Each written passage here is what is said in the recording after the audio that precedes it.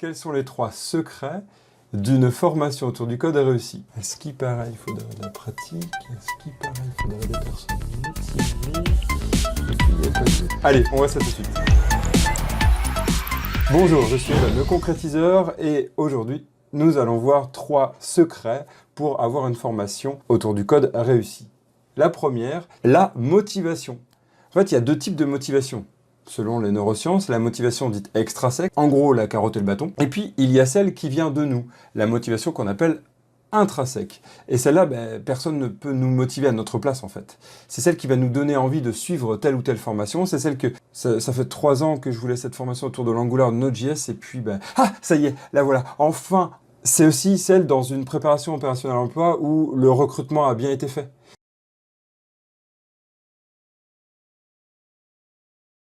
Le recrutement a bien été fait.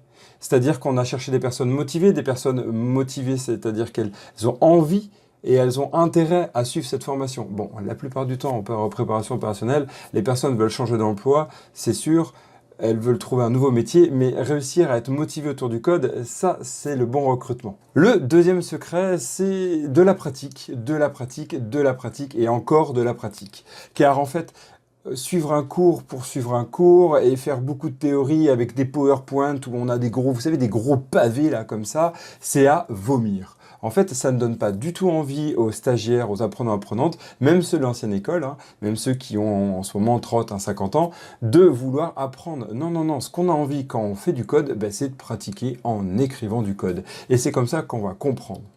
Et ça, on l'oublie souvent. Donc souvent, on va voir des formateurs, pardon pour eux, qui vont avoir des gros pavés de code. D'ailleurs, Steve Jobs a initié les PowerPoint dits ergonomiques, c'est-à-dire en gros 1 à 3 informations maximum sur un slide de PowerPoint. Et c'est hyper important de faire ça. Et d'ailleurs, même si on oublie les PowerPoint, par moment, ça peut être bien de complètement s'adapter en fait à la personne, s'adapter aux stagiaires.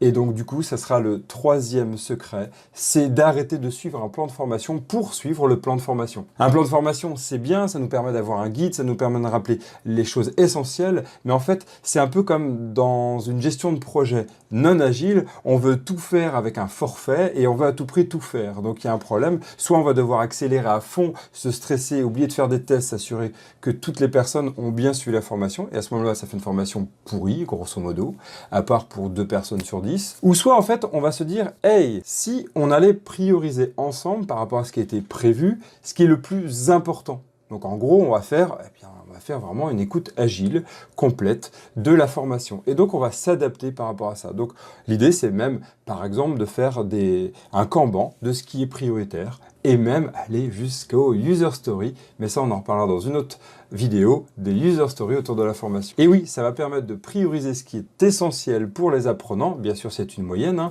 Quand il y a 10 personnes, 20 personnes, c'est pas la même chose que quand il y en a 3. Et à partir de là, on commence à avoir des formations qui sont intéressantes. Vous avez vu, j'ai pas parlé de technique. Évidemment qu'un formateur ou une formatrice qui est ancienne autour du code doit avoir des connaissances autour du code. Par exemple, connaître l'Angular. Mais j'ai pas besoin d'être un expert de 20 ans. D'ailleurs, Angular, 20 ans, ça n'existe pas. Il existe que depuis 2009. Faut le rappeler quand même.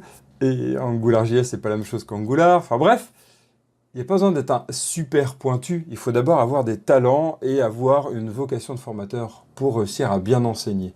Car c'est ça le plus important. Après, en informatique, en code, on apprendra par soi-même. Mais si on ne donne pas la base, on n'arrivera pas à savoir faire le reste. À très vite pour de belles formations. Et d'ici là, apprenez bien. D'ici là, formez-vous bien. Ciao.